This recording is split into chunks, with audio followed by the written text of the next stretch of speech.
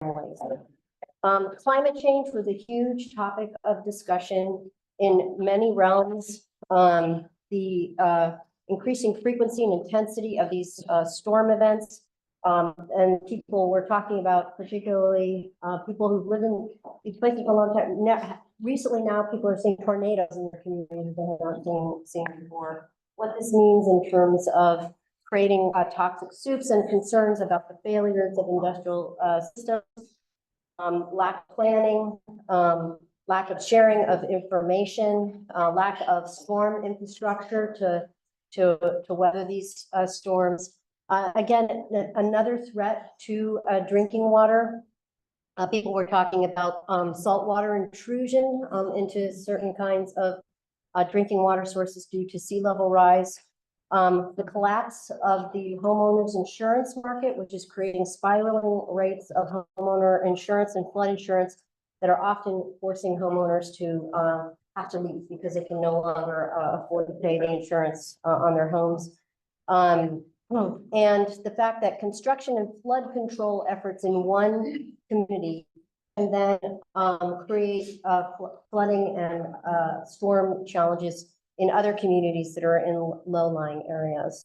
And then another, I think, great term that people repeatedly talked about was abandonment. Abandonment by regulatory agencies, abandonment by industry in terms of sharing information in a timely way, before issues arise, preferably, but even when issues arrive, by the time the information gets out, it's too late for people to take proactive action to protect themselves. And the other point that I thought was made by several people is this abandonment by the government is it's planned. No plan is a plan. The decision to just basically let communities fend for themselves is a form of planned abandonment, whether it's about addressing climate change or regulating environmental hazards. So I'm going to leave it there. Thank you all for your rich stories, and I think I've recorded them even though I wasn't able to mention all of them. I'm getting the rope from.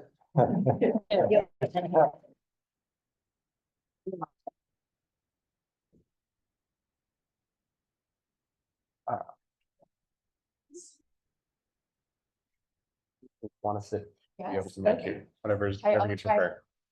So thank you so much, everyone. Thanks so much, Rachel. You captured a lot of our discussions as well. We talked about stressors experienced in your community right now. And even though we had the same question, but really the emphasis of the different themes really came through in the different conversations. And I thank you all for sharing.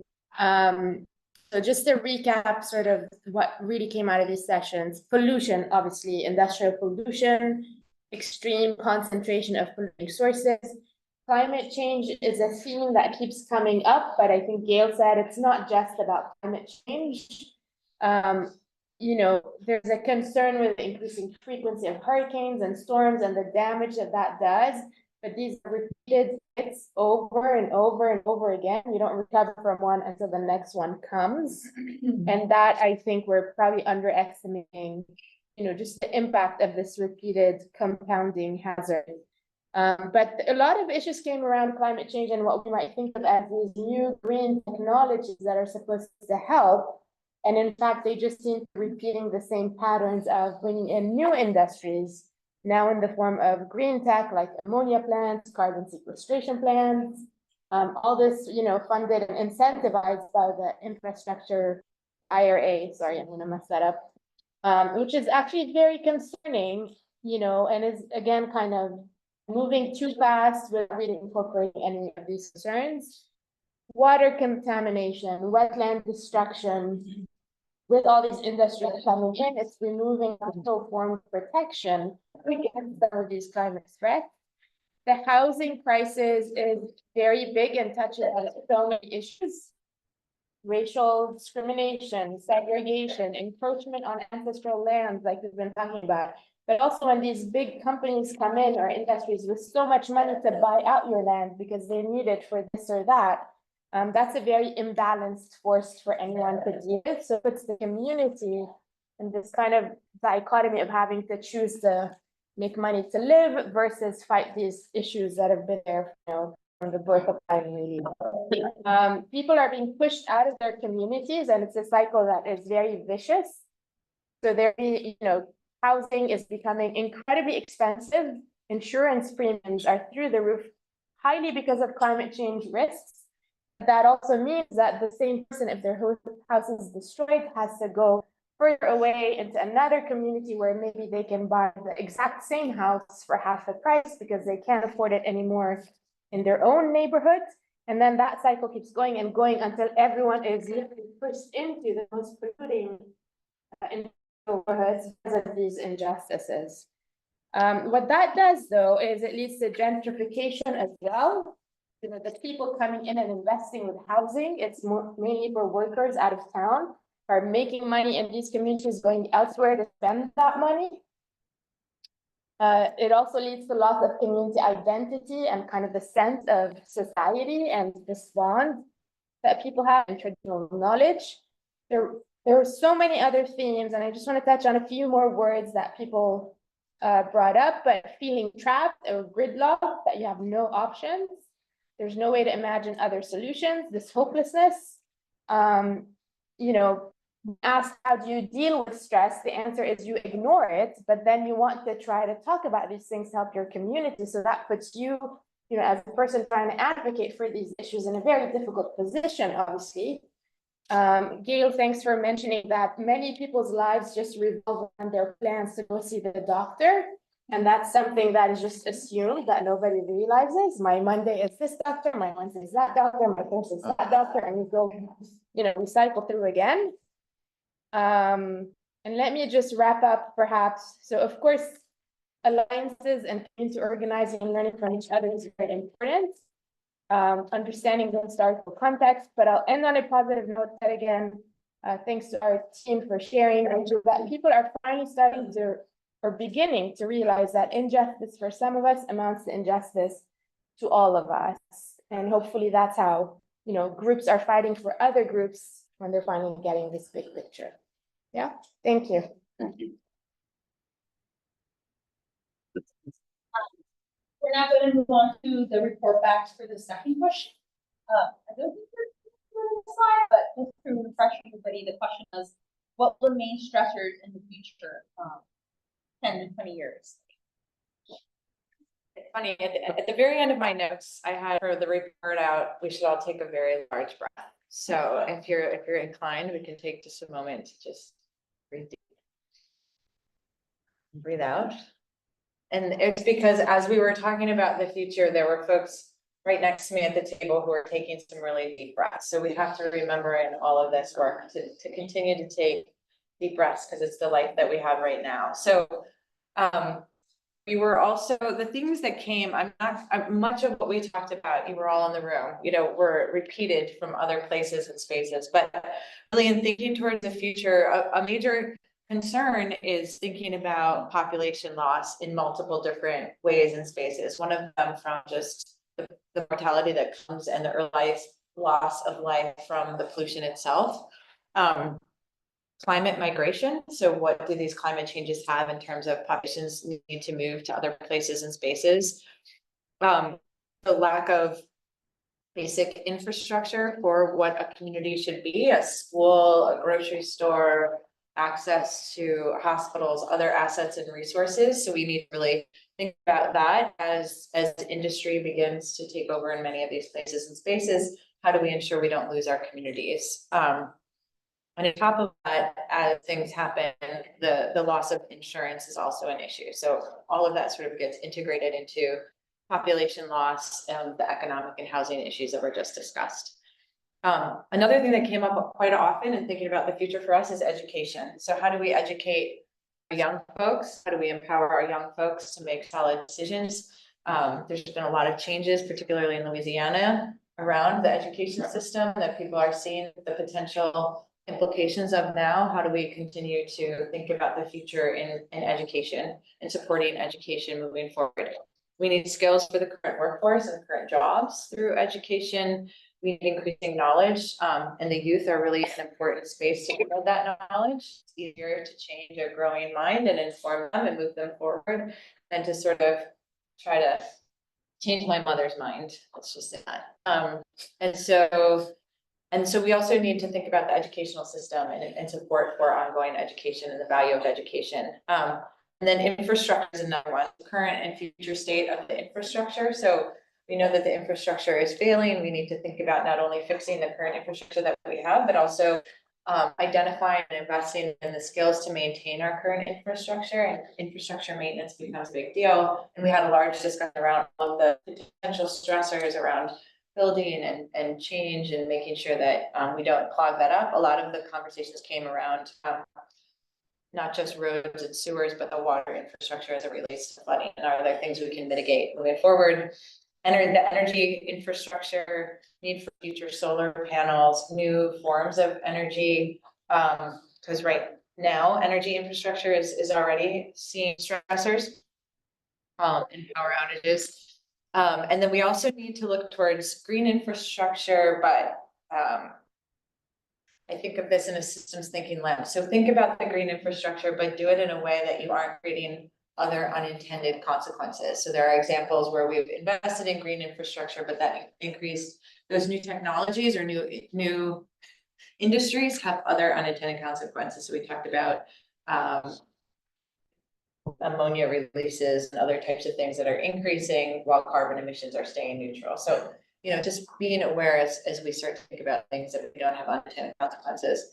And then finally, there wasn't a lot of hope, but there was hope for the future. And so I think as we think towards the future, where's the hope? The hope comes from conversations like this. The hope comes from gatherings like this. The hope comes from increasing awareness, and I think the other group really talked about that. And then the hope also comes from education and youth in the future. So that's what the future is.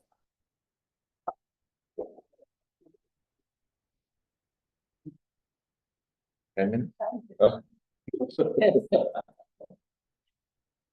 Yeah, thanks everyone. And I just want to echo what Kristen had mentioned, and for the community members who have rotated in and out of our discussion, thank you so much. Just wanted to begin by saying that I started out with a computer, but it doesn't help without any battery. And I initially was very calm in taking notes, but there was so much input, and I'll just highlight a few of them that I had to scramble in many of the notes. So I just want to highlight. I want to echo what Kristen mentioned, but want to add some of these other things as well. In our group, there was essentially some concern. Again, the question was 10 to 20 years from now. There was some concern about, the path that we're going through politically, and how that could influence, many of the things that are happening here in your communities.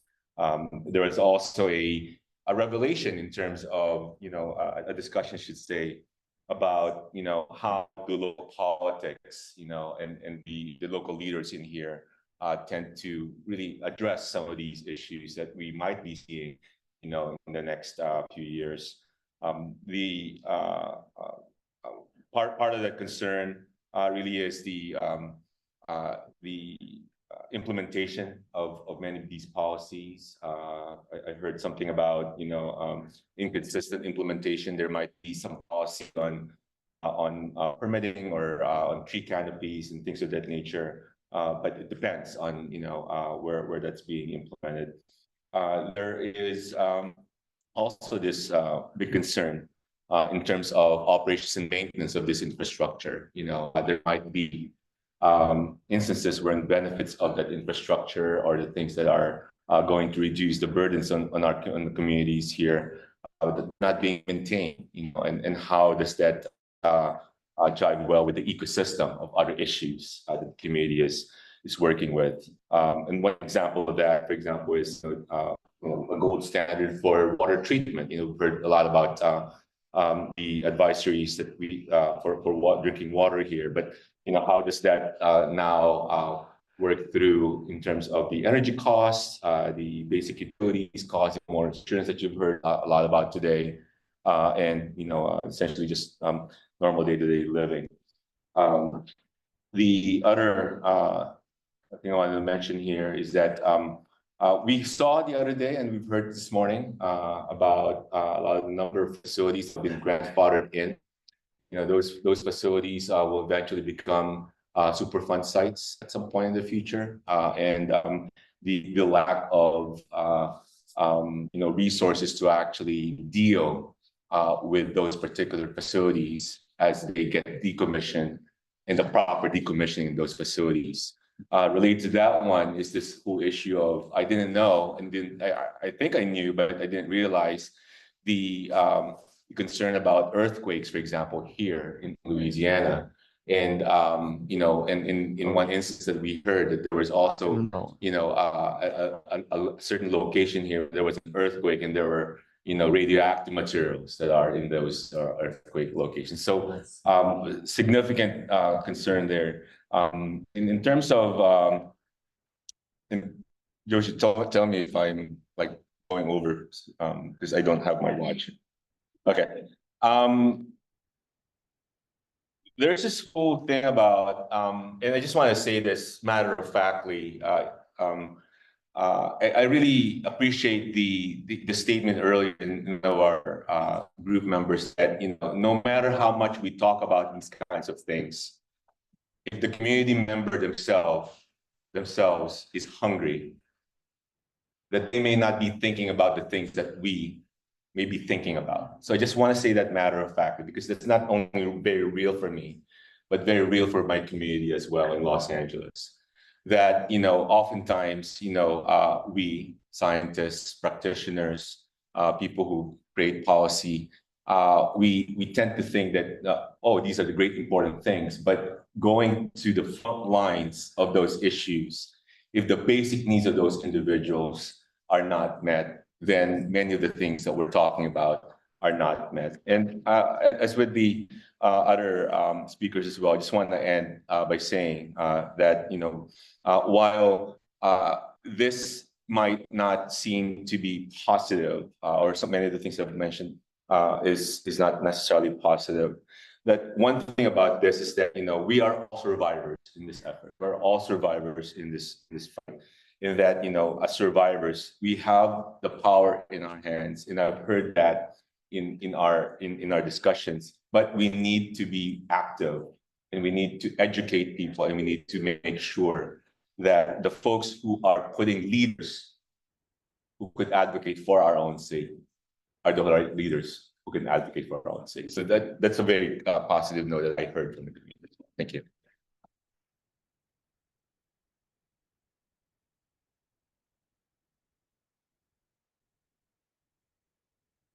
Okay, we're on the last question. Have me and then Courtney for the remainder of the report backs. And our question number 3 was, what makes your community more vulnerable to stressors? And I'll just briefly mention that I think a big thing that came out was issues around and Joe, you said it yesterday, zoning is everything. And there was a lot of conversations about title and titles in Louisiana and inheritance, and how land can just be taken away, or shady systems working against the community for them to be able to take the land and then build out industry. So that is one of the issues that I think I particularly was unfamiliar with on the particular. It is in all the parishes, but Louisiana in general, on how that operates. Another one came out was in terms of economic disempowerment and the lack of resources available, so that at the end of the day, community members are made to feel like they have to let industry in because they need employment. And so it's this continued feeling of having to decide, faced with having to eat or having to employ while still bearing the brunt of all the pollution. There was also mention about and I want to find it because I don't want to get it right. I don't want to get it wrong. Native American tribes, and then and them continuing to be displaced from lands, particularly the wetlands. And wetlands and flooding and hurricanes and tornadoes all really did come out as making this place more vulnerable, but I particularly wanted to elevate that statement. There was also questions that, or one of the terms I think some of us were unfamiliar with was this question or theme around what is called a low impact disaster. And particularly that, you know, these are events that don't necessarily make the news, but they do have direct impacts. So for example, there might be a short burst of some of this flaring or emissions, and it might be only a couple of windows, but those aren't being accurately captured. But they do have direct consequences to the communities nearby that does make things more, or people more vulnerable. There was a really great, rich conversation on, and I don't necessarily want to call it lack of education, but more of the education for communities having to navigate all of these systems, right? Like having to be experts in the law and zoning law and emissions, and all the science that has come out in all of these different pollutants. And I do want to, I think another one was on, it's not history, but all the legacy and historical wrongs that have been ongoing in the community, and how those are often not accounted for in this whole cumulative impacts long-term, and what they mean for making or continuing this cycle of making communities more vulnerable. I don't know if Anthony. Okay, good. And yeah, I think Courtney.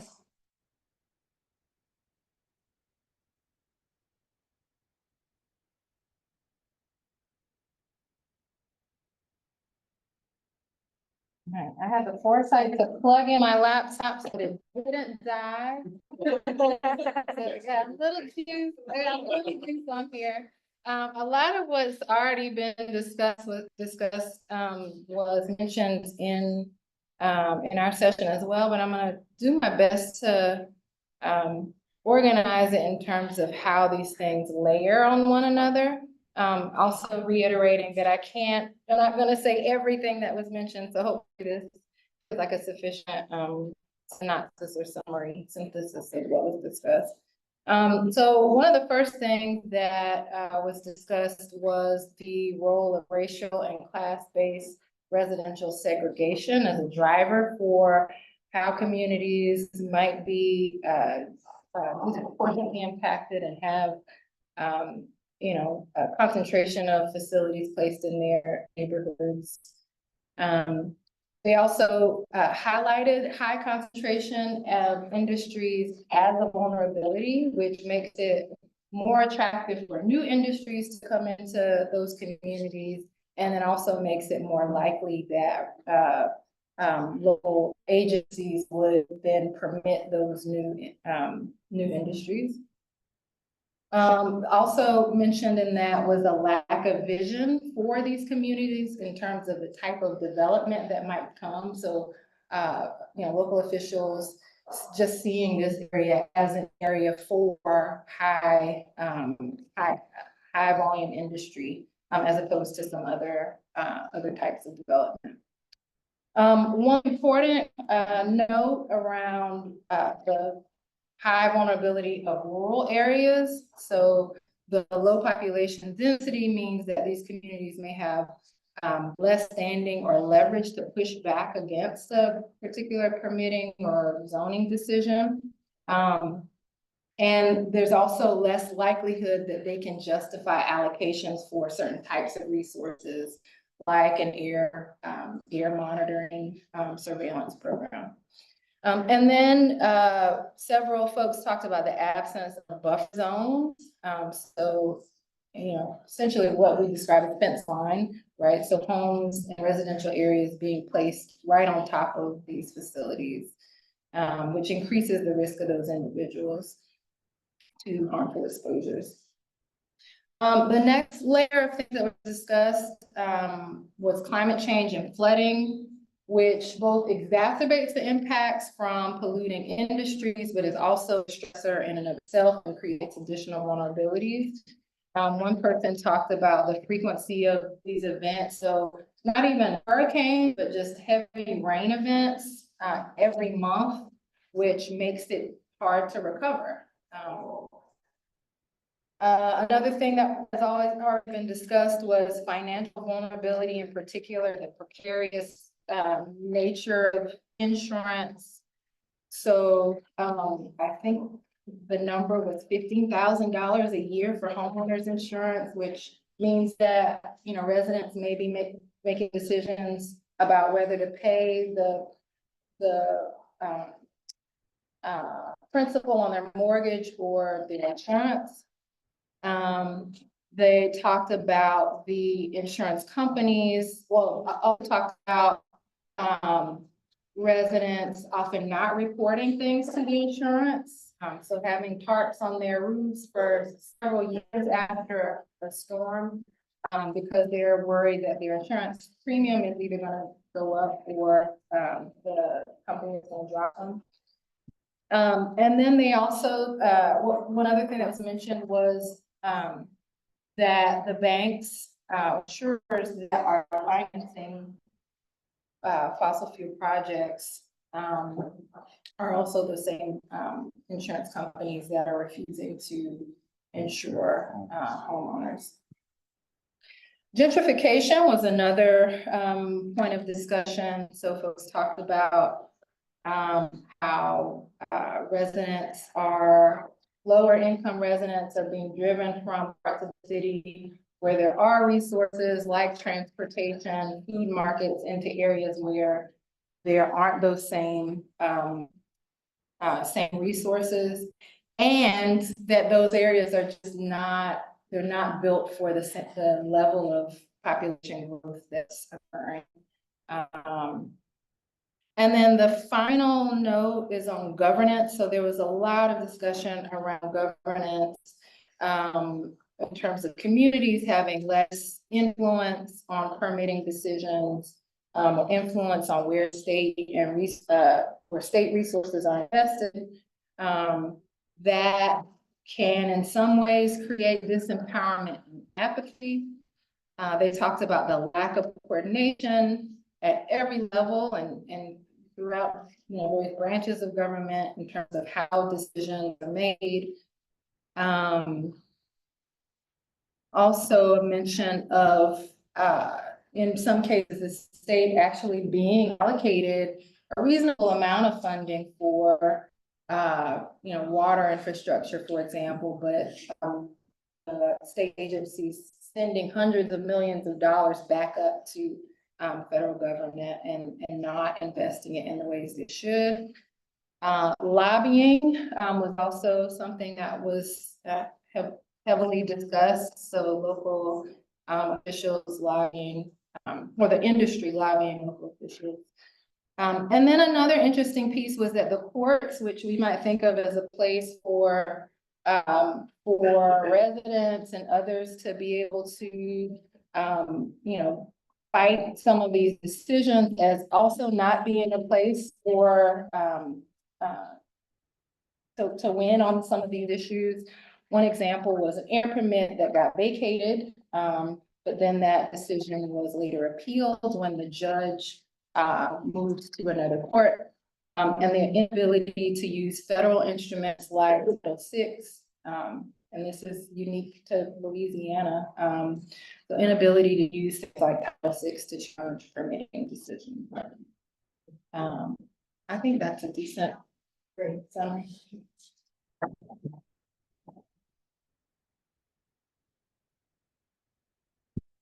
Great. I think that concludes the report out for the 3 questions. So turning over to Kate. All right. Well, we're now gonna go into another World Cafe exercise. And Miles is gonna show us the next set of questions. But while that's happening, I wanted to take a moment and thank each and every one of you. And I wonder if we could just have another round of applause for our committee members. I thought they did a great job, but especially all of our participants. So please join me.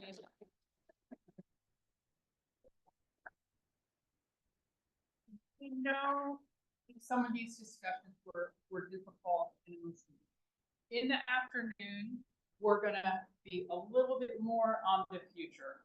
It's not exactly what do you want for Christmas, but it's a little bit in that direction in terms of what the future really looks like. So, yeah. This one. One more time. Let's see. I'm not sure we actually have that. In the back, go back, there's just. Yeah, and maybe up. There you go. Here we go. So we do have one on barriers. Then we're gonna talk about future vision. Then we have one, and this is wide open. So our committee is here, they're listening to you. You've had a chance to work through structured questions. This one's kind of wide open. What do you want to tell the committee that you think is important for them to hear? So how this is gonna work. So before I get into that, if anyone is gonna leave before we come back in here, before you leave, please see Miles. Yes. If you haven't met Miles, I'm just gonna tell you, he's not available to hire away. Sorry about that. So,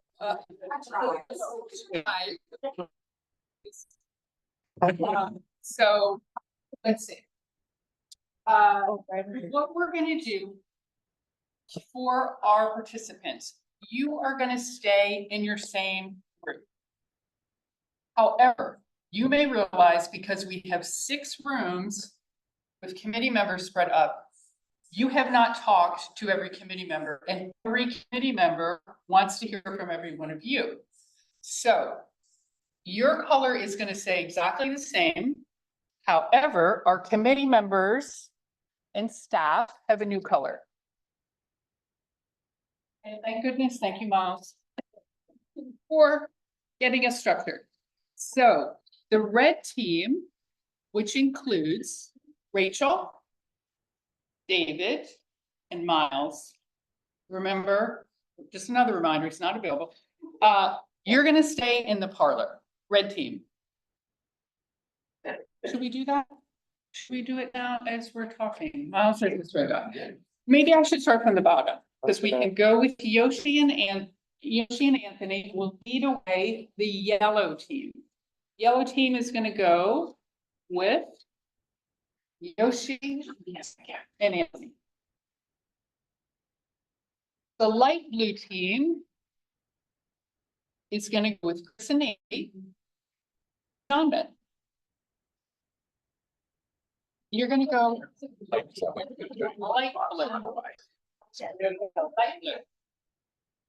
Okay, the purple team.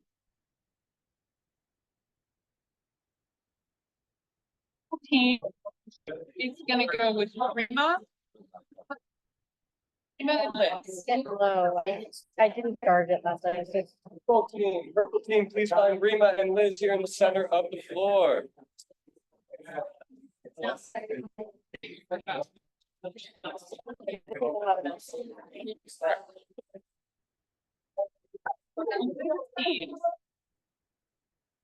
Joy.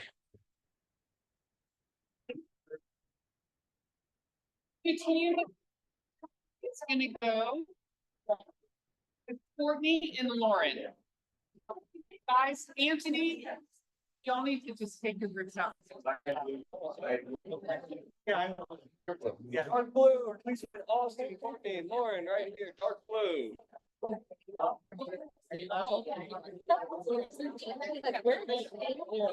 Green team. Green team. It's gonna go with Kristen and me. You're not alone, are you? We're actually gonna go back up. Green. All right.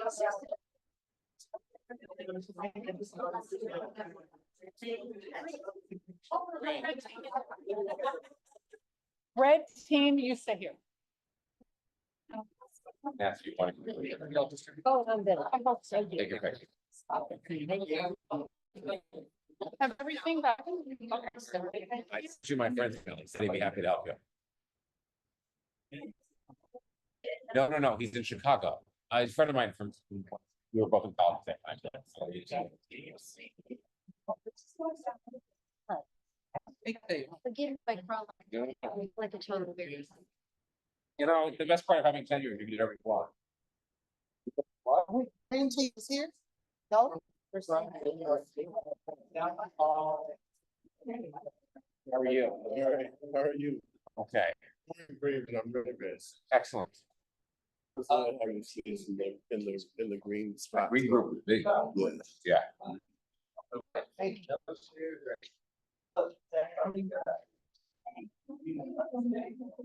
Yeah.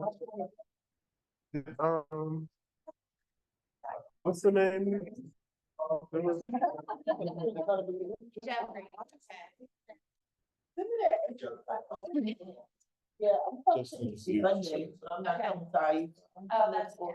Ali, what was that? Speeds. James Speeds or whatever. Yeah. Speeds. I know it's Speeds. I'm actually gonna be The lawyer lady. Pam, yeah, the lawyer lady. Where did Justin go? Justin left too? Justin probably just went to the restroom. Okay. People a chance to come back. Yeah, I'm gonna grab some coffee, this is also a good time, it's still hot. I'm already past my quota for the day. That's a fair point, that is. Next your sleep. Yeah. I did 2 in the morning and then I had decaf just now. That's what I should have done. Did my one at home before I left, and then I had one when I got here. That's all too much for me. I'm doing that 1 cup in the morning and that's it. Even if I drink that 1 cup too late, Oh, yeah, that, I wake up real early, like Got me at 4:30, 5 in the morning. Yeah. when I I travel. drink that cup of coffee after 10 or something Meaning like like, that. You can't sleep. it's like, you know, a thermos and it's got filter inside. That's You put right. the coffee in the bottom, you pour the hot water in and then you, I yeah, don't want to travel with a glass French press, right? Yeah. Like, that's a mess at that yeah. place. So the hotel gave me a water boiler, which is very nice, Mm. and it was fun. I've never done, I'm not normally I traveling. to comment, the dad and the self-serve machine are about the same level of foolishness to me. I've not traveled with a seltzer machine. We were talking about seltzer machines yesterday. There's an apartment. I spent a lot of time in Stockholm. My wife lived there for a while, and there's an Airbnb we found there. The guy's got a seltzer. Theo Rochetta, And it makes us like next time we do a kitchen, we want to put like yeah. it's not that big a deal, right? You just have a tank and a water line. It's not complicated. It's just, it's everywhere. I don't get the point of sparkling water. Well, East Coast. they'll charge you for it when they put it on the table. But Sure. No, sure. it Sure. never tastes like I don't taste any flavor. I don't care if they say it's Depends if it's strawberry. natural. kiwi, On Depends if it's Star natural. Trek, they have those lime packets. And you can buy a shaker on Amazon of the lime powder. All right, Faye. You got more. You and your wife stay off Amazon. I know. You got a French press. Gotta stay on That's, Gotta stay on Amazon. There's like, yeah. I have a friend that likes French press. I don't know.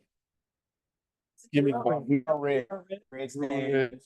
First. It's regular, but. I mean, that's the problem in life, is how do you make coffee before you've had coffee, right? Like, that's a never ending problem. People like French. All right, Okay, we go around and do names and then we'll do the questions. yeah. Okay, and if you don't do it from before, you got this to write on, we got Post-its. Still don't know why we have scissors, but I'll figure it out at some point today. Okay, so I'm David from University of Kansas. Set this table for other people. Maybe. No, I think you're right. Can use it later. I'm a professor at the University of Kansas and I'm really gonna be, it's been really exciting to be here in the last 2 days. Thank you so much. Jill Banner, this is project. Rachel Malone Fresh from UC Berkeley School of Public Health, and I'm on the panel. There's Justin Craig. And art planner and cartographer. Name is Ali Johnson, and I'm with the Descendants Project as well. Raymond Sweet, I'm with Allegro Dixon Neighborhood Association. Allegro Dixon. Okay, so same strategy. Feel free to jot things down. People gave me a bunch of stickies on their way out, which I incorporated into the notes. So if you want to do that as well, you know. So the questions, The question we're going to be talking about are what are the barriers to strengthening your community's ability to respond to stressors? Asking time, money. Yeah. Economic woes. Okay, sorry. Capacity, time. Capacity, time. And Politicians will have a whole different thing going on with them. Don't let you all the talking. Frankly, to say social media, like it's, I don't know, even though the media's getting its word out, it feels like it's been pretty well documented. It's actually, It's been weaponized. it's been weaponizing, it's dividing us, it's segmenting us into eddies of circular thought, you know. so it's Preventing, like undermining the ability for coalition building or something, or just dividing. no, it's weird because it both facilitates, enables coalition to be built, but then it also antagonizes communities where basically people take, you know, sides against each other, like, you know, not inclined to find a path together. Okay. Yeah, social media has definitely been weaponized. It's like that. We are in the live stream session. I just Oh, All right. want to make sure you all know. hopefully Zuckerberg's speaking somewhere, you know. No, so we're doing over live. I don't think It's kind of, yeah. it's been weaponized. It's Yeah. like, it's like the old movie, the action movie, where there's this big thing, this new invention that could either be used for the good and help everybody, but there's always some bad guy trying to get their hand on it who wants to use it as a weapon to control everybody. And so social media, I think we kind of seen it, not to bring politics into it again, but with this past election, like you saw people who aren't in that tax bracket that Donald Trump talks about vote for Donald Trump, but it's because not because they know his policy or his issues, his platform.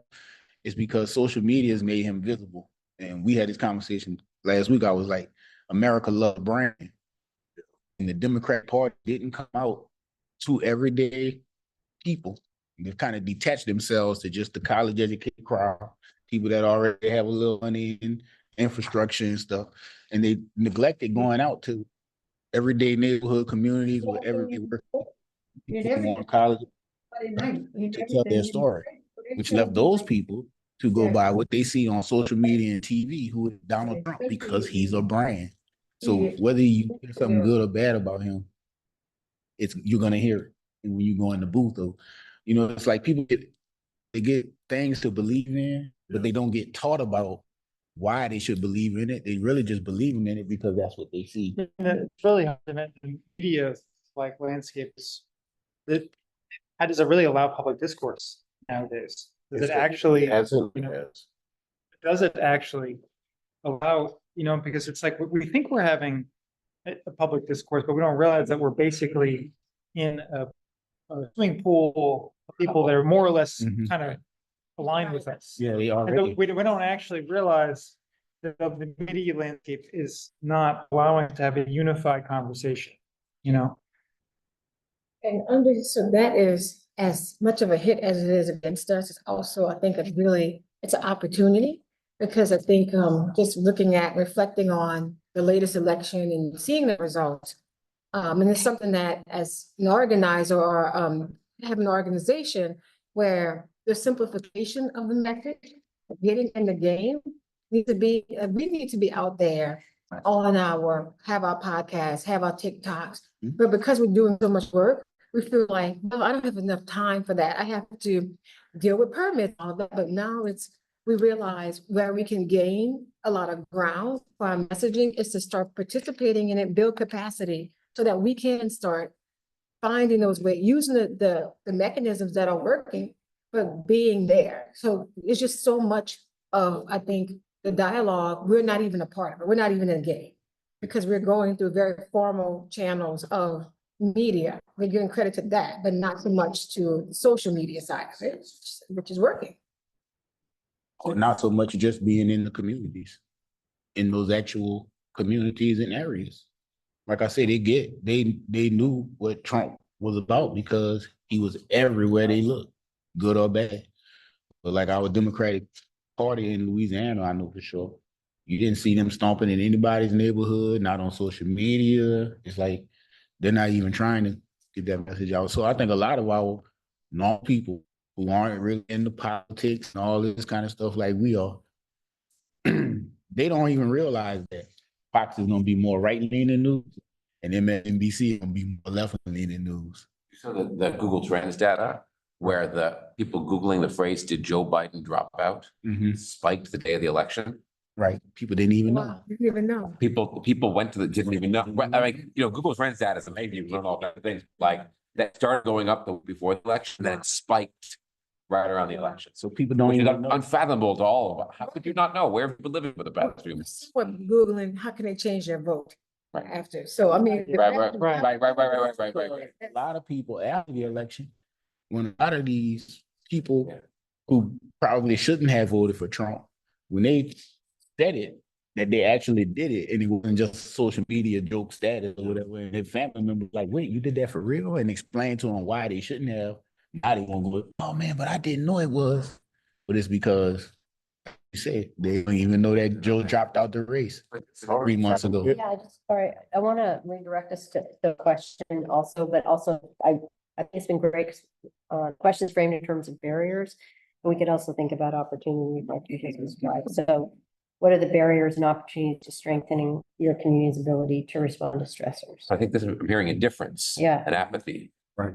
It's hard fighting against words that people are saying. It's if those words come with either a dollar sign or a branded tag, it's hard to compete against some of the false narratives if it comes with, free koozie or something, that people have, or it comes wrapped up in a scholarship fund. And This is why all politicians, when they come in election time, they buy the bar at the local bar and they give everybody $100 bill. Yeah, it's actually, I mean, connected to like how company strategies, they often present a very clean image of what they're going to do. So again, the misinformation thing, but it's a barrier to actually community organizing because of how the company comes in with this slick PR and the community campaign, which they do.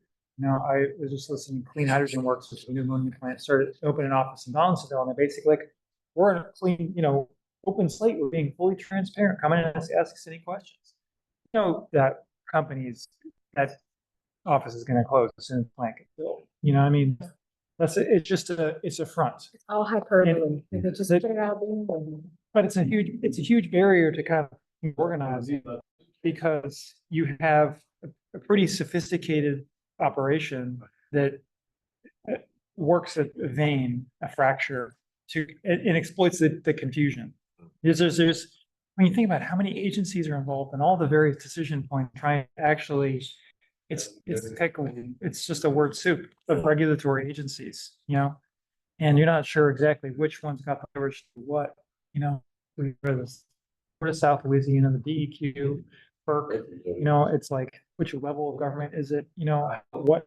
And there's only one level now because he decides to be a strong arm governor. It doesn't matter what all those mean anymore. Too far an opportunity is just meeting the community and reflecting on meeting the community where they are at. And sometimes I feel like I'm looking at my own, it still was a lot of me putting what I think is good for the community above what the community needs at this moment. And where I do think the polluters, if we want to say, I think they're just there. I'm just going to give you something simple. But I'm here for you, and it speaks. Where I'm trying to move, we're trying to not reach that level and say, okay, we're going to go here, but we're not meeting them at the base level. So I think, like, to me, if we just play at the same level, there, at least even if they're there, maybe it's not where we want them to be, but just starting where the community is. I think that's At our last community council meeting, I made a statement, we gotta meet the public where they're at. When we give an event and whatever we're offering doesn't draw them in, then we gotta give an event that's all something that draws them in.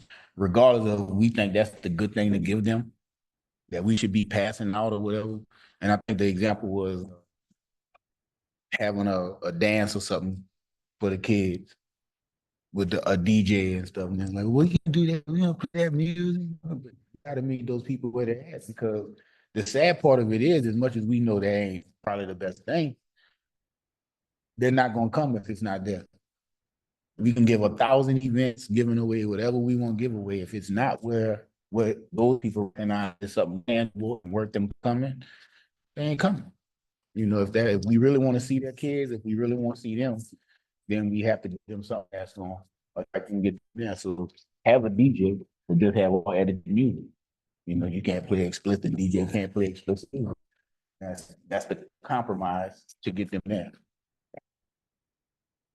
Environmental justice is seen, I think, it's me, I'm saying environmental justice, it's me living my life, honestly, we're just trying to survive. But that's the label we have on it, but it's also seen, I think, it's seen as a threat. It's seen as a threat to community's way of life. It's like, we're coming to take your job. This is gonna be a lot of change. I'm gonna have to be retrained in a different industry, and I just wanna live. I don't wanna have to educate myself again. So taking, it's another opportunity for us to. Dive right back into that. It's not, we're not coming at a deficit, so. Status quo bias, loss aversion. Exactly. Yeah. Loss of- Right back tying into that. Do I want to be polluted or do I want to earn a living? It's that same thing. Like we want environmental justice, but like she says, can I be retrained in my mid-30s to do a whole nother job, take on a whole nother career? Wait, what is loss aversion? Meaning that, sorry, the economic economist for a moment, but I mean, meaning that I have some, that people in experiments and such tend to be much more unwilling to lose a certain amount than they would be to gain that amount. Right? That losing $100 in your pocket feels so much worse to you than gaining $100 from somebody else, even though it's the same amount on both sides. Losing something that you feel like is yours is something people are much more averse to doing. You mean a bird in the hand worth more than 200 bush?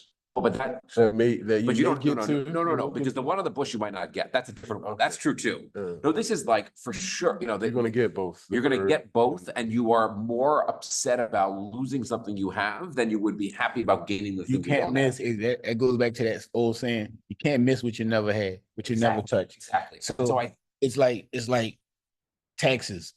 I hate to pay taxes, but they take them out my check before I even get the check. So they get paid. Now, if you give me that whole check and say, Ali, now you have to pay your taxes yourself. Yeah, right. Exactly. Y'all catch me when y'all catch me. But I think that's the thing about that, you have a job. Right. The job is, and that losing that is very, very hard. Even if there's another career there, even for children and your parents. Right.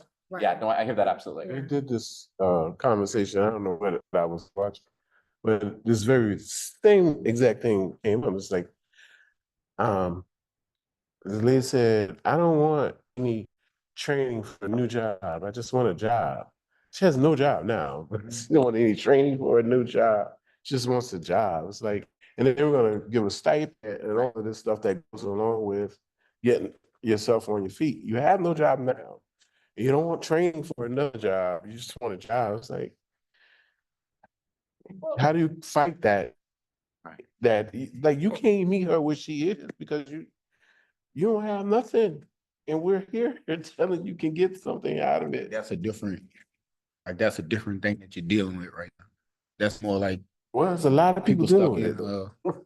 There's a lot of people in poverty. And I think that's a lot of times that right there, what you're describing is being stuck in that poverty mind state.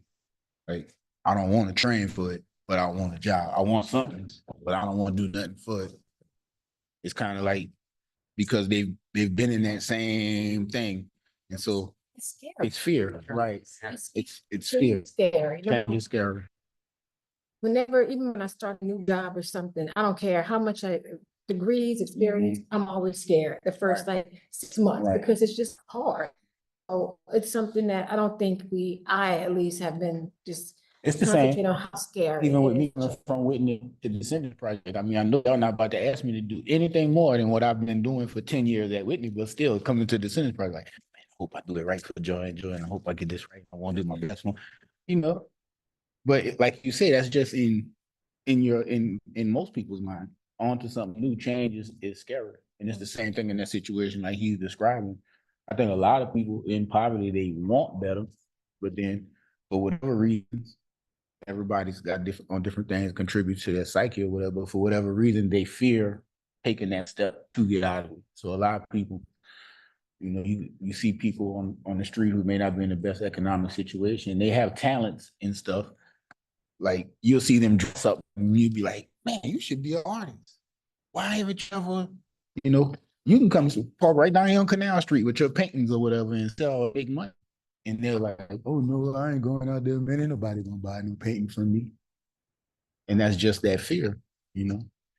And it goes back to maybe some of the trauma that we talked about yesterday, and lack of mental health resources that are in the community for people to just get through. Because some of that stuff you have to work through some of it. Like, It's a luxury. Grieving is a luxury. Not everyone has a luxury to properly grieve. Yeah. And often that I'm just trying to grieve myself and like not having the time to do it. So I'm totally agree. No, I agree with that statement 100%. I read about 15, 20 minutes at a time every morning.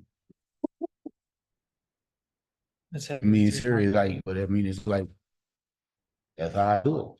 When I go in my room with my clothes, I got a room that's just my clothes and like my watches and cologne stuff. And I have a picture of my mama up above the table that my watches and cologne on, and that sparks 15 minutes of grief with me every morning. And it's like, all right, you gotta go to work now. So I'll put my clothes on and get her. So I definitely agree with that statement. It's true. And to think that people like us, we ain't rich, we ain't dirt poor either. You know, we have jobs, and still with our schedules and with our time and trying to keep everything together in our lives and fight environmental justice battles and racism battles and all this stuff, you know, even for your own personal self. Yeah, you just gotta keep going. Gotta keep going.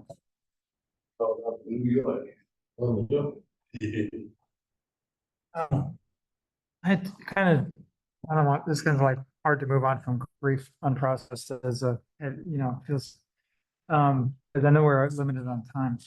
I feel like Still thinking about it. I'm just my. That sounds great. Yeah. What I can take, I'm gonna get out of work. okay.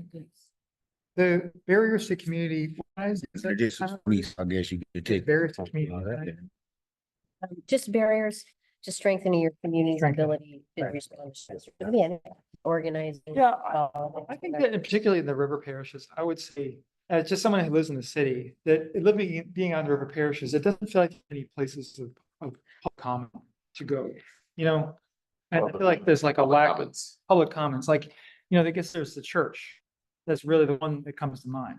But there's not, aside from that, there's not a grocery store, there's no longer a ferry landing, there's not a place to go to kind of run into and talk to your neighbor, you know? And I do think that that's a real weak point, you know? But social media is of course. Well, again, that's One of the last, I think, institutions we have like that in our area is the barber shop and the beauty shop. for the gas station, maybe, you know? And you can't do the gas stations no more because the second the police, anybody standing in front of the gas Right. station, they Right. Trying to run their name or take kind of the like bill or somebody, run 'em off. right, the barber shop is a good example. But the barbershop, I go every Saturday morning. People say, I think because I get up early on Saturday morning, go to the barbershop, and I have to get up during the week to go to work. I leave for the barbershop at 4 a.m., but I refuse to miss the barbershop because me living in Edgar, I'm not originally from Edgar. I'm from La Plaza where I go to the barbershop. And so that time at the barbershop for me is time to interact with people that's more in my way of being raised and growing up, our microculture. And that's my place to go and vent and have time with, because I don't have close friends on the West Bank like I have from the East Bank A1s from day one. So that on Saturday morning, that's where I get to go and see my A1s from day one, enjoy parts of my microculture, but also to vent to people I feel comfortable with venting to because we've been friends for that long. I got a picture in my phone, y'all. My barber been cutting my hair. When that picture was taken, I was 13 years old in the 8th grade. And he's been cutting my hair probably about 4 years before that. I'm 48 now. He's not gonna tell you how to do your stuff. Yeah, I was hearing from your brother about all the amenities you don't have in your community. There's some, but not really an immediate.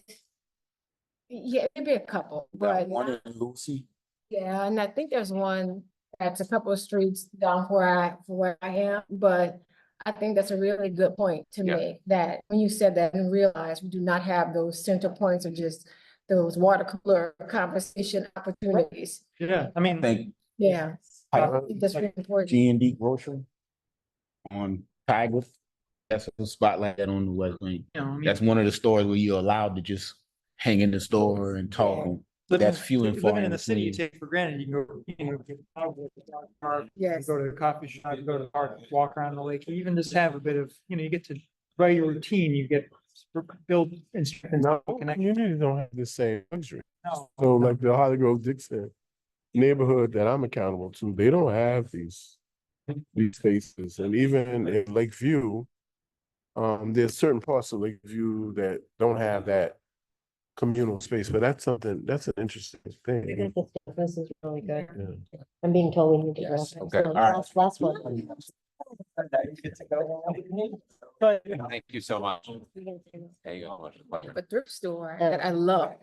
Every go, it was open. Oh, waiting on you to take me to the thrift store. What's that? They come back with the best stuff. Thank you so much. Waiting in line is so good. You gotta get there. So. Makes sense. Gathering.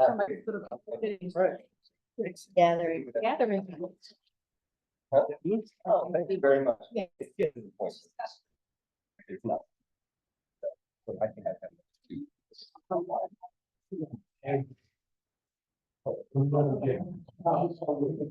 Do this. I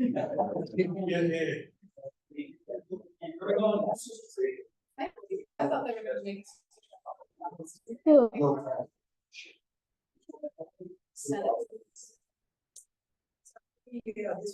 Yeah, you done? Hello. Please. Are you going? Oh, no, I have to leave. Okay. Sorry. Joe, you leaving? I'm coming.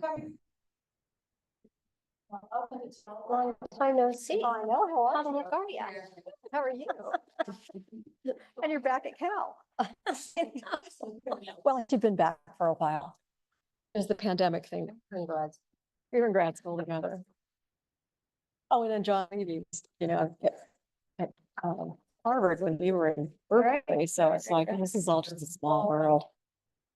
He did the project I did with Kirk Smith on cook stoves in Peru. John did the nitrogen dioxide tubes. And he's like, what did you do to these tubes? I'm like, well, I think that house had a party. And this is in the shanty town. So they're like, all the bugs crawl into it. It's like, you messed up my instrumentation. I'm like, I'm sorry. He had bug parts and stuff. He sent me. I'm like, oh, well, can't help it. They had a really, really, really big party. Is everybody in your group? Yes. Yeah, we're down. Right, so, same kind of system, feel free to write stuff on stickies if you have an idea and you didn't get a chance to express it, we'll do quick introductions. And then. I'm Rachel, Morelos Garage, and a professor at the School of Public Health at UC Berkeley on that. My name's Jeff Supak with Water Laws Tulsa. I'm Melissa Gonzalez with Tulane University School of Public Health. Jackie Bayham with New Orleans Eastern Infrastructure Collective and a partner of Otherwise Gulf South. David Slusky at the University of Kansas and also on the Committee of National Academies. Shamel Levine, Rise, St. James, Indiana.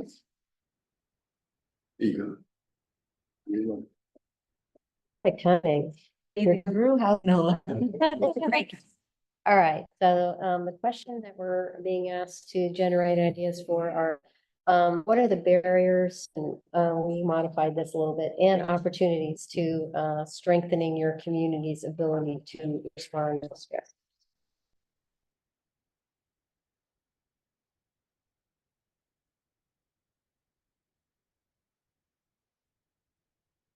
gonna be making sure Try. we're on track, and I'm gonna take copious notes. I think a barrier that we've experienced is a lot of mistrust of government or distrust in government. That has made it pretty difficult to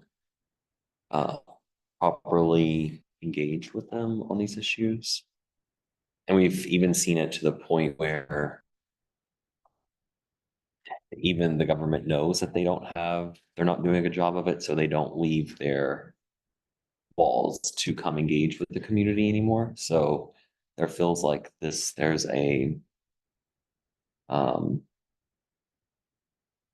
just a lack, there's a barrier basically to even start to have the conversations of what the community needs and what needs to be addressed. Because of that large amount of distrust that's just kind of like lingering over the whole process. Well, we did it during the last session, but, the narrative that we need to have all of these industries here because it brings jobs to the economy is a barrier. Like, dismantling the whole narrative is an opportunity for us to educate the community and get them more engaged in the political process.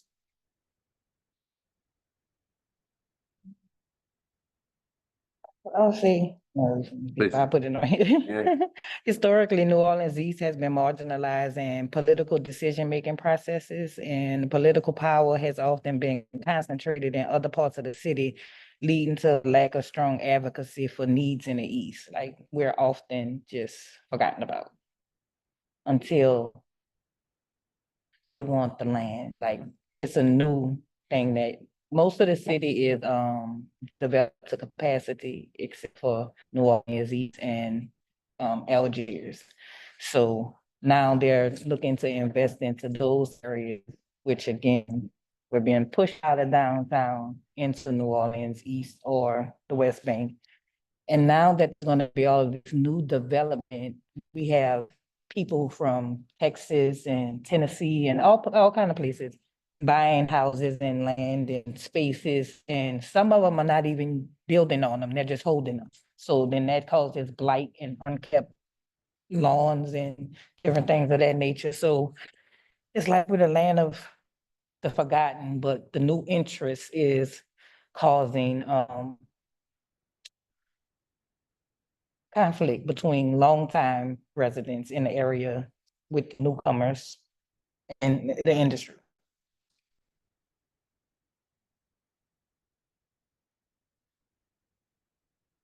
Leslie, you want to tell you right now? I was thinking about what we said before in terms of the community, opportunities or strengths are actually within the community themselves, because they've had a lot, you've been talking all day to the people who are here. This is really a very unique range of people that are involved in different community groups that are very interested, active, and working on. So we had a discussion in the other group as well about the funder of this particular report being EPA ORD, and how they wanted to have more, how they would get community input. And I think that there's, in relative to a lot of areas, there's a lot of grassroots organizations who you've already met, that are working on this. So that's a strength, a very big strength that is common in many places, working on many different aspects, and of course, across a large area.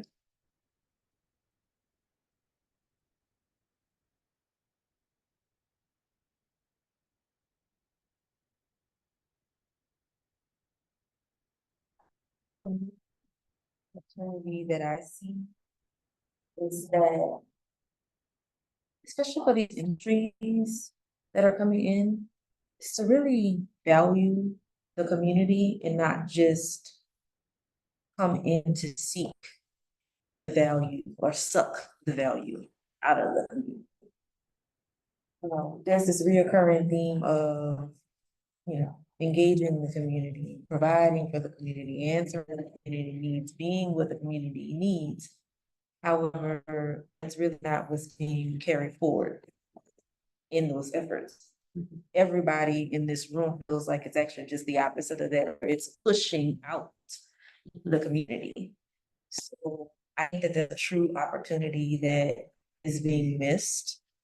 One thing about it is without the community, where would we be? And that's, so you're, and I always like to say, new people coming into New Orleans with its long-lasting history. They want the culture, but they don't want the people. So, and I don't know what the culture would be without the people. So it don't really go in. Don't love our culture if you can't love us. Yeah, no. Cause they could build all of the industries that they want on empty land, but if there's not families, there's not school buses, not mothers still rearing children, what good is their industry? To Chamel's point, like about the job creation, it's like, why are we in a poor state constantly if there's all these jobs in the river parishes, if there's all this tourism in New Orleans? Why are we still constantly a poor state? And in some ways, I think there's probably an opportunity there if we have all of this richness that we talk about. However, there's a barrier somewhere of why is that money not being equitably spent or equitably dispersed in our neighborhood or in our communities? And why do we continuously be one of the poorest states in the nation? It's like if you go right outside, you go catch any taxi, almost every taxi driver is Indian. If you go and you catch a pedicab, almost all of those people, none of them are from here. They come from all over to get these jobs, and we have people right here that they won't hire. I don't understand that.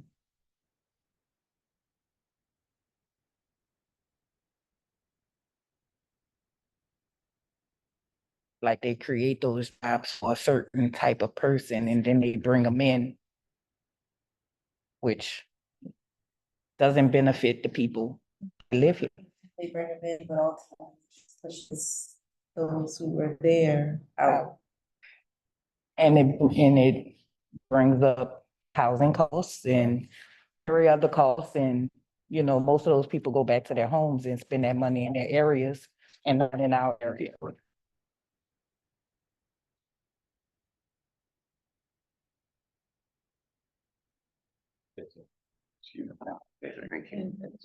don't know what you're saying.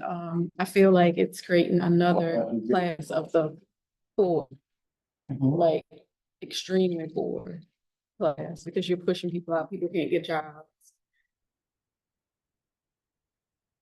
And there's an increase in crime. So it's just this vicious cycle. Even goes as far as teachers. So, you know, since Hurricane Katrina, almost every school is a charter school. We have one school that's not a charter school in New Orleans right now, and that's the Leah Chase School, which just opened this August. And most of the teachers from America and, you know, those people trying to get money off of their student loans, they come down to teach and they don't identify culturally with the students. And then that's a barrier because they can't really teach them. So our education system is failing badly. So then we're not educated to the point where we can get those jobs, and they bring those people in. So it starts from kids, yes.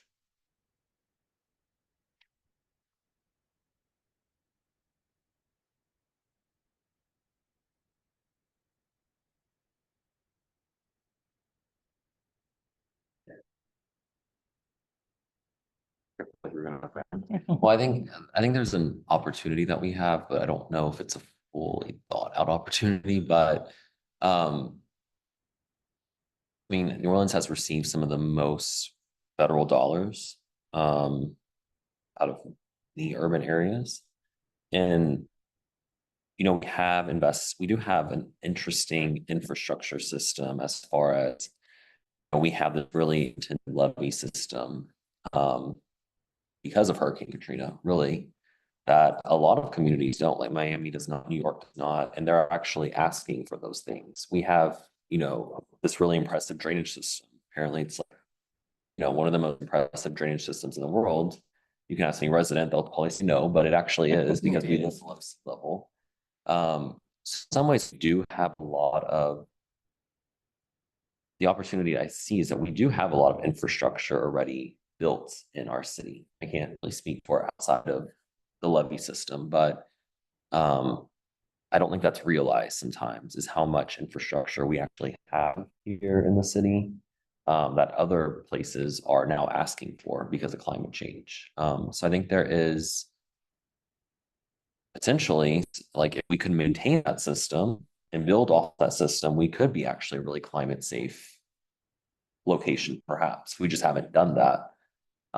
We kind of continue to forget about maintenance, and then we end up in the same situation that we're in. But we do have a lot more infrastructure systems in place that I think a lot of other communities don't have, especially that are threatened by like sea level rise right now.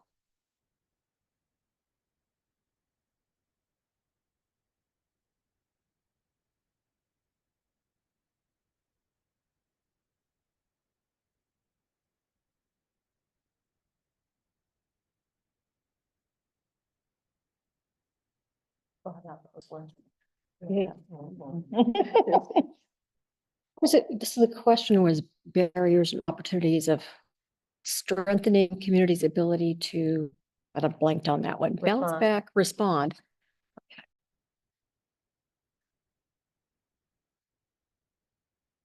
Respond to stressors.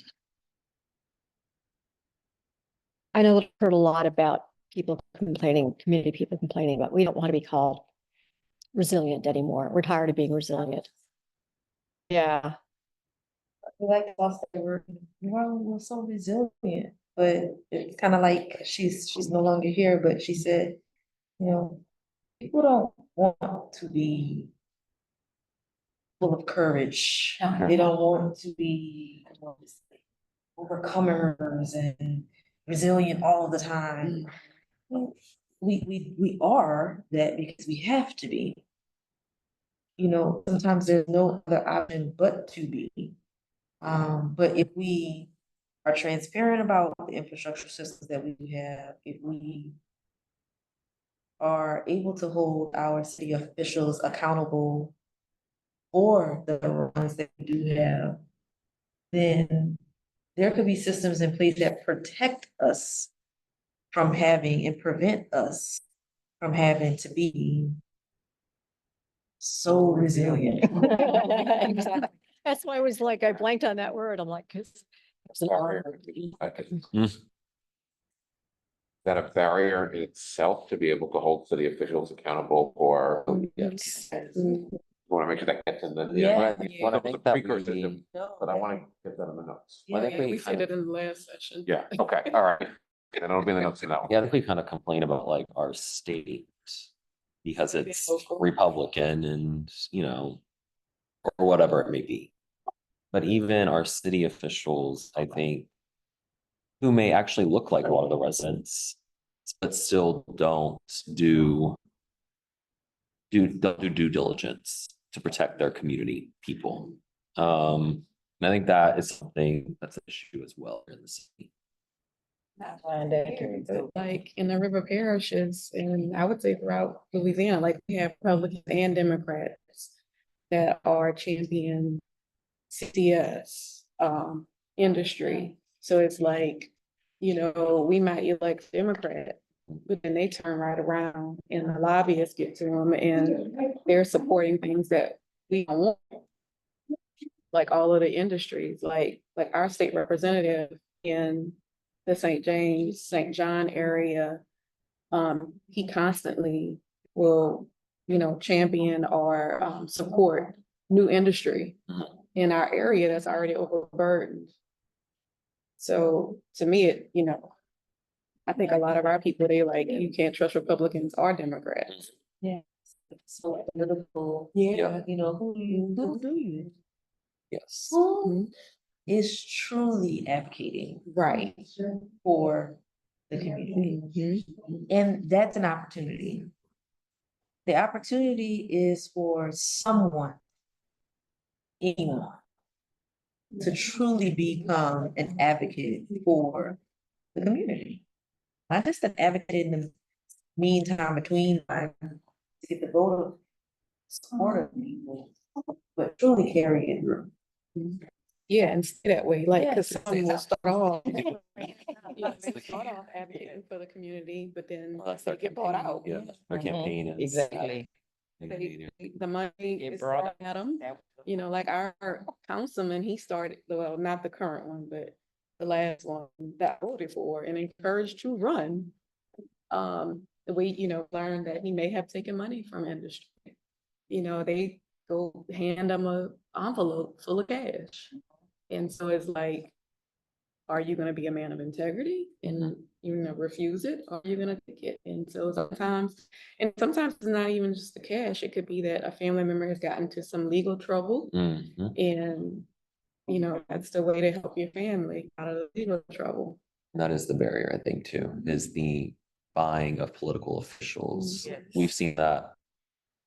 We had, you know, fake Entergy people, actors come to city council to support for a gas power plant. And they were paid actors. Now So the councilman, they have to sit there, pay actor now before they go, before the council. Really? Mhm. New Orleans, things have happened here. Yes. that's a real barrier. And we've been accused of being Seen paid everything. actors. Like, so we had a community meeting in Donaldsonville and, which is in the River Parish. All right. And, Scott Eustace with Healthy Golf came, Justin, who's here. They came, you know, as our experts, and they were accused of being paid actors. I mean, these are scientists. How often do you guys think? Get confused for paid actor. Yeah. My day. Trying to save your lives and we're being accused of hiring paid actors, like we got money for that. I often wonder about that, because I know, like Jeff said, in city government or politics, they often look like us. And most of those people who work at City Hall live in New Orleans East. They live in New Orleans East, and it's like, or do you not see what's going on? Do you not care, or are you just not allowed to voice your opinion because you work there? I don't know. It's just a question I have. Last comment before we wrap up, you know, less than a minute.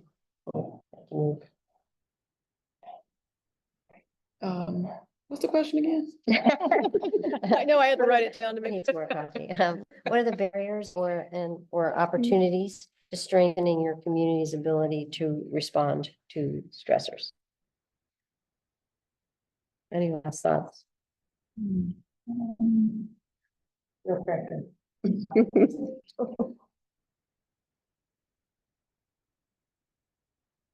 Anything that we miss? Sounds like a pretty comprehensive list. Yeah. All right, well, Thank you so much. thank you. Thank you. Thanks. We have one more of these, I think. Yeah. Do we? Yes, if we are individuals, we're not talking to it.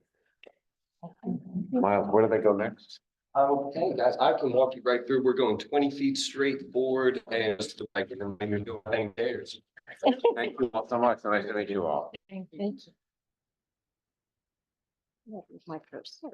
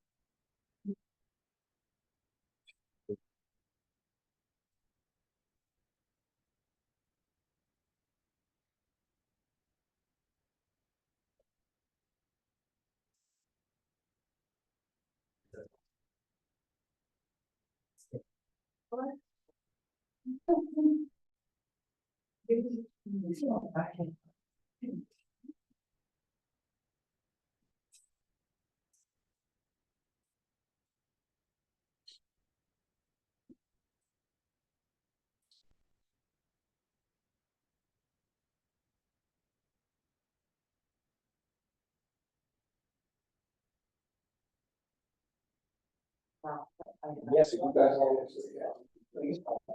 We just need you up front because that. We just need you up front because that.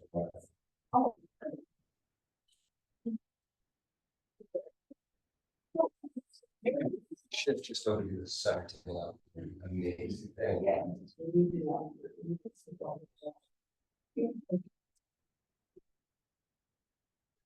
Hello.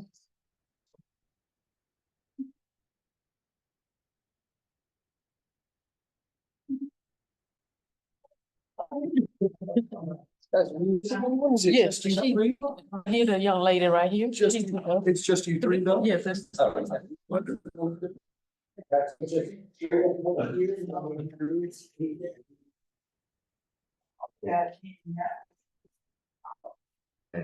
are you? Okay. I need the messages. You gotta come close to the microphone. That's fine. Oh, look at the whole table. Yeah, yeah. Nobody's complained online. You know, nobody complained online, something must be going, okay. Forgot there were people online. Yeah, we're online. We're online on this one, so you know. And they're recording the other ones. Miles. I'll tell you. How many people are watching the live stream? Do you know? That's a good question. Give me 1 second. Okay, Oh, my God. I hope I didn't come across too angry, but I am. no, just this one. But The other one is fun. recorded for later. Okay. Only today. Okay, so I think you know the drill by now. This is number 6. So we just go around and introduce ourselves briefly and then Rachel read the question. So I'm David Slusky from the University of Kansas. I'm a professor there and also on the committee. Really nice to be here the last 2 days. Thank you so much. I'm Faye Grimsley, Xavier University of Louisiana. Wonderful. Yeah, LaBeouf, co-founder, co-director of Inclusive Louisiana, and currently have a lawsuit against St. James Parish for violating clean air, clean water, and clean soil. I'm Rachel Moreno Frasch. I'm at UC Berkeley School of Public Health, and I'm on the panel. And I'm Cheryl Austin. I'm a Greater Trinity Consortium, but I'm also 1/6 of the Waterwise Gulf South Collective, who deals with the environment and climate change issues. Great. We have 11 people watching, but a lot of people usually dip off during this and then come back in the afternoon. Most of the recordings are far more wide reaching. Okay. So don't be intimidated. No, I'm not coming across like the angry old black. Angry black woman, huh? But I am. You're passionate black woman. So the question that we want to talk about right now, this table are what are the barriers and opportunities to strengthening your community's ability to respond to stressors? What are the barriers? Yeah, or opportunities. Oh, okay.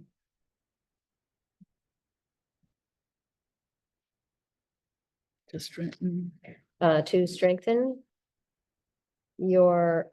excuse me, your community's ability to respond to stressors.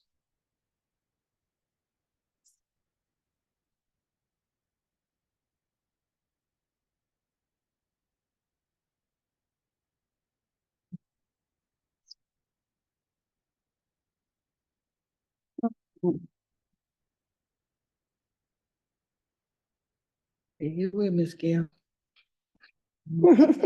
No, I'm still thinking, I'm thinking on what our barriers are, is people mind. Our barriers are the mentality that I'm gonna go along to get along, and I mean get.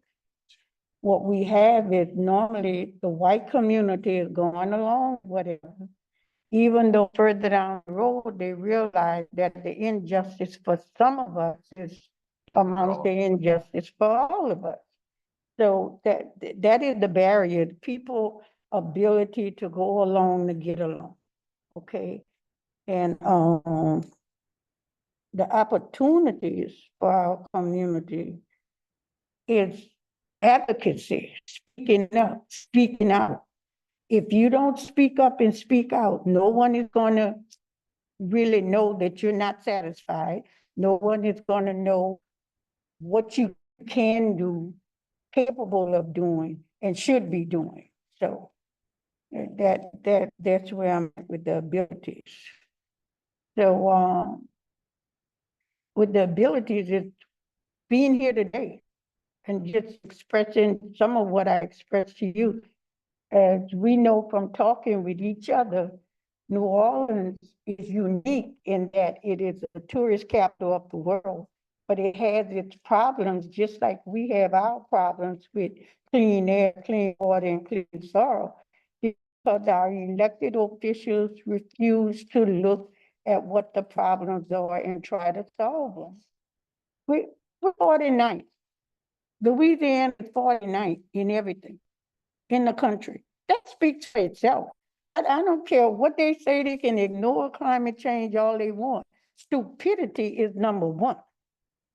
But we have no business being 49th with all these billions of dollars in our midst. We have no business being 49th.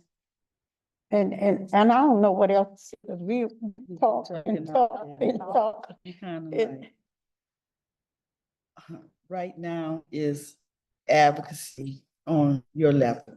You all are advising the EPA and yes, we need you all to be our voice. I'm sure you all have heard a lot, and I heard my colleagues say, everybody's talking about Treme. Treme is 1 mile away from here. Across the rampart, you're in Treme. You're in one of the most significant historic neighborhoods globally in the world. Congress Square sits where Armstrong Park was placed. And before Armstrong Park, there was 10 square blocks of housing, religious establishments, schools, inside. It was a cultural hub. It still is, but not in the same manner that it was when I was growing up as a kid. And so we had been fighting for 60 years just to have a voice as to what should actually take place there. Because it was not, the intention was not for it to be Louis Armstrong Park. It's supposed to be a cultural thing. And because we advocated to have a voice, it lay dormant for years. A nice, beautiful park until this last 2 years ago when the mayor thought she was going to move City Hall into that location. And once again, we had to stand up and fight. I said until, but we had been fighting off and on for those 60 years. Every time there was a new mayor or representative that thought they knew what best in our community, yet no, this is not yet. And so we finally have a say and a seat at the table. As a matter of fact, a CE with the city is going to be signed on December 4th with the nonprofit that we created, so that is going to actually work with the city on planning, management, and designing. So that's a win. But what comes with that is a lot of flooding that we're working in right now that's in Treme, happening in Treme from December of last year through May of this year. We had, well, June basically, we had 5 heavy rainstorms that caused 5 flooding events at the same location where the rain stood there for the same amount of time. And I'm saying those 5, but this has been occurring at that location for at least 20 years now. And so that's what I work with WaterWise Gulf South. And through that work, we have been installing all types of flood prevention installations like rain guards, rain barrels, bioswales, French drains. We've been incorporating French drains because New Orleans had a lot of them. Permeable pavers, what else? Of course, the trees, removing concrete, living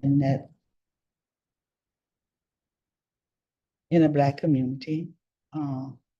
There's a lot of conflict, and that's what we've been working on removing. And I'd like to say, because we had limited information about the effects of climate change, the environment, not knowing that trees can actually help improve your health was a big awakening to me. And I know in my community, just talking to the residents there, they had no idea either. So the work that we're doing and that you all are promoting, that people become more involved with, is very important for people to understand.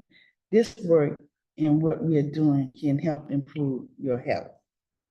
And so that's why I'm saying we need you all to be advocates, because the money that's actually needed to help improve these communities, whether it's environmentally, economically, culturally, culturally, and spiritually, because, although we're working with the church too, I'm just saying, educationally, it's all interrelated.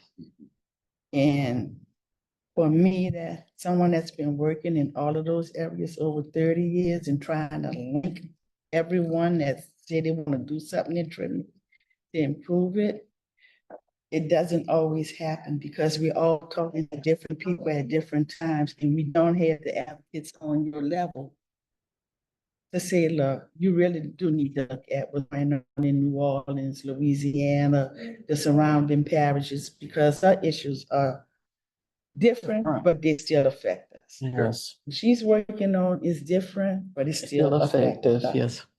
We don't have the political will in this state to do what actually needs to happen. So I decided, along with my two colleagues here, that we need to ask you all to make sure we ask the other two. Of course. Yeah. So you all could be in unison and say, look, they really do need help. And we do. We helping ourselves. But the thing is, we cannot get this work done without government. Government is the key. Our trip we took to Amsterdam earlier this year, if nothing else came through to me, is how they are organized with corporations, with elected officials, with the residents, with the environment, rights, the cause, everywhere you go. You can't go nowhere in that country where they are not environmentally aware of what needs to be done to prevent them from flood. Yeah, so education, awareness, we need to have more of that in our communities. Is if you don't know, you don't know, like you say about planting the trees and urban heat islands. And we know now, we hear so much about the Cancer Alley, and we know some of the pollutants that has been identified. We know cancers that are caused by certain types of chemicals.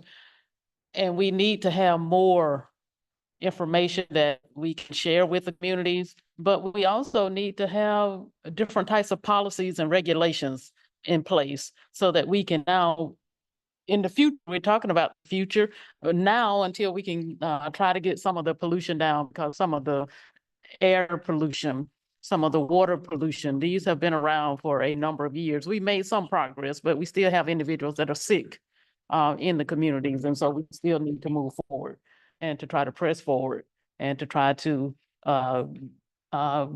fence lines, the buffer zones that we were talking about earlier, that we need to have those types of policies and procedures in place. And we need advocacy. The map that showed you how the community from here to here is where on both sides of the river is where all the plants are. But the people that are in yellow, you see how they're right on the plant. Yeah, yeah. And they're putting all the plants in this area and none in that area, which is dominant white area. That's why we think the lawsuit is so prevalent, and that they concentrated it in just 2 Black areas on both sides of the river. So that water's for you. Pardon me? That water's for you, right? Oh, thank you, thank you. And we still have some of our communities, they have barriers to healthcare. Plaquemines Parish to Phoenix, a location. Have to go across the river to the West Bank. They don't have an ambulance. They don't have a grocery store, access to healthy foods. They have to drive to New Orleans just to the general dollar store, let alone trying to get to a grocery store. So we do still have some challenges in certain areas of our neighborhoods where they don't have opportunities to have a grocery store or trying to get to healthcare that is needed. We've already talked about going to the doctor on Monday, Wednesday on a regular basis. So you have to travel. It's money, gas money.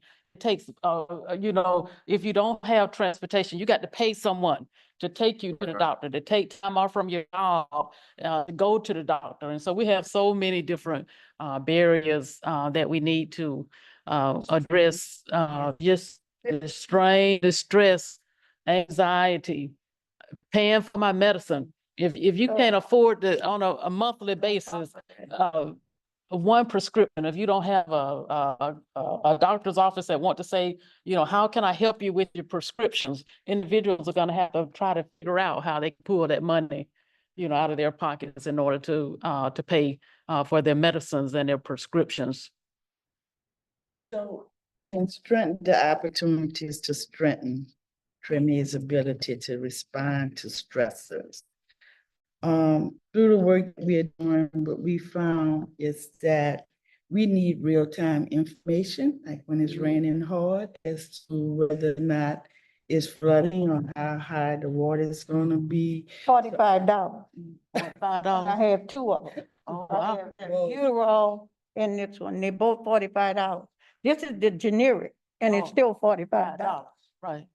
So Oh, this wow. is the stuff we're dealing with. I have an inoperable liver tumor. So I have grants that seem to be filling in for my chemo. But when it comes to my medicine and paying for the doctors, I gotta pay for all that.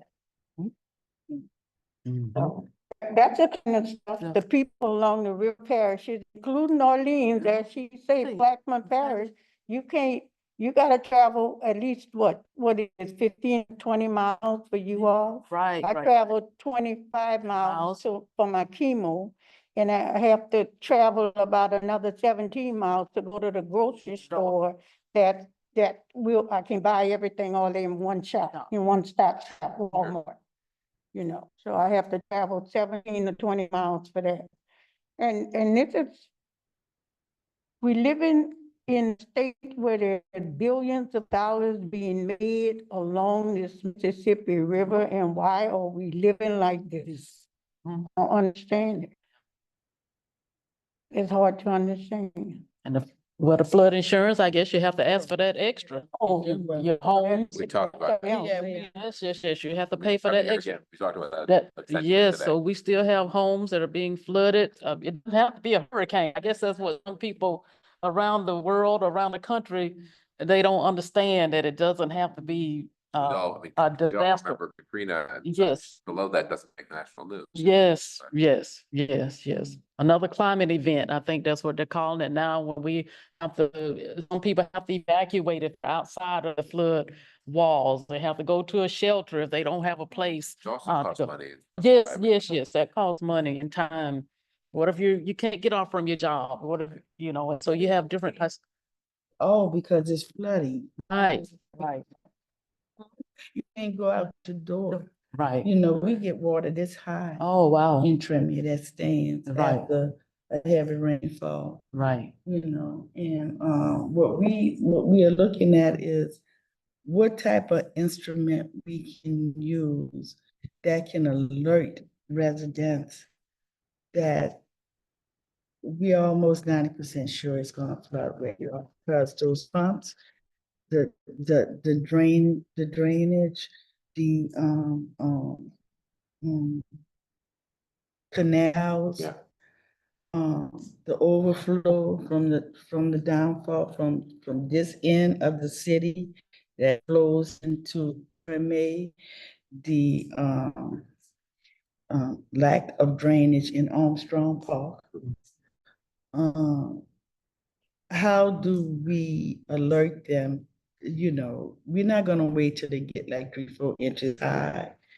A foot. You need to get out now. This came up earlier today, talking about notifications around various events in the industrial plants. It sounds like there's a real lack of any kind of public notification system, both on natural, I mean, climate change, that both on flooding and also on an industrial stressors inside the short term. I don't know how Louisiana survived. I'm gonna tell you the truth. Yeah. We were built on a swamp, and then we covered it all up. And now we're flooding. It floods all over in New Orleans. I was looking at the data yesterday that Jeff sent me. And where I'm at, we didn't even record it because that corner, one house is vacant, one is short term, one is a store that wasn't open, and the other one is a lady's home. No one is calling 311. That's the furthest thing from their mind. So that's something that we're gonna have to improve upon.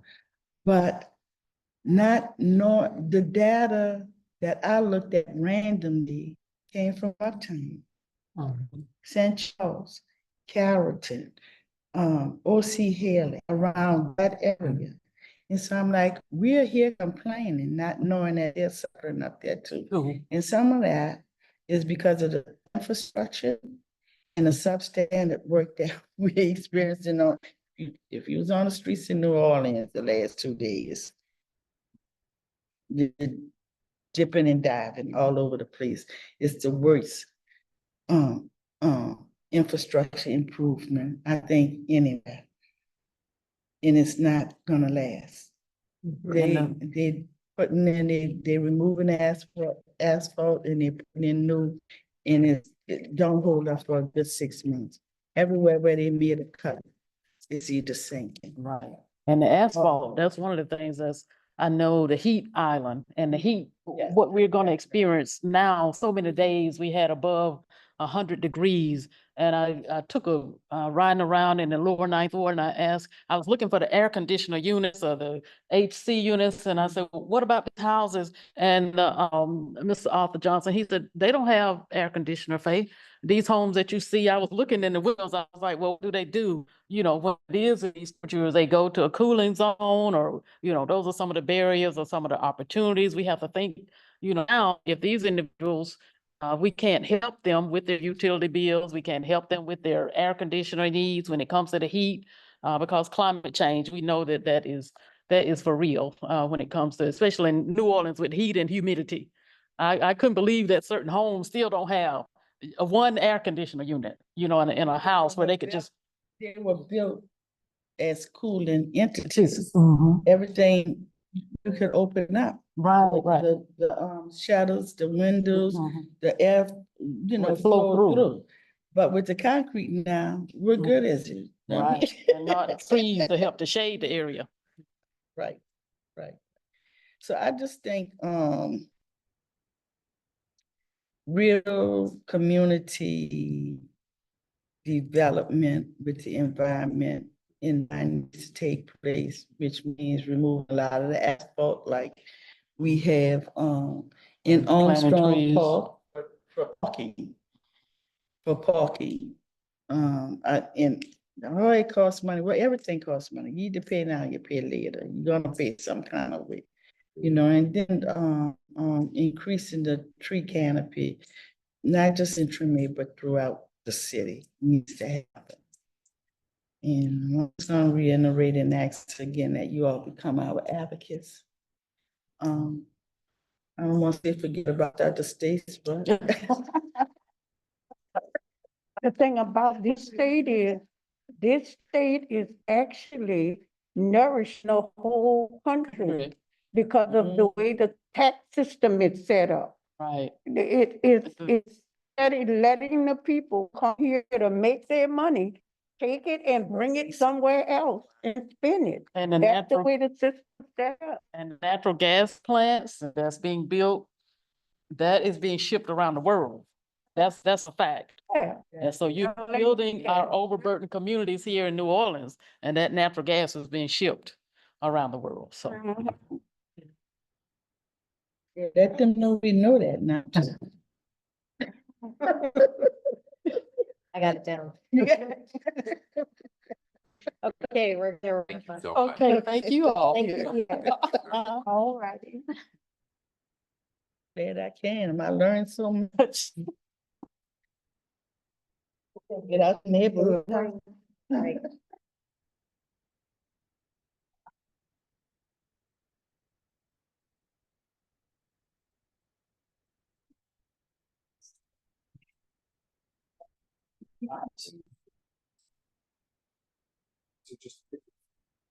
What happens? 2:45.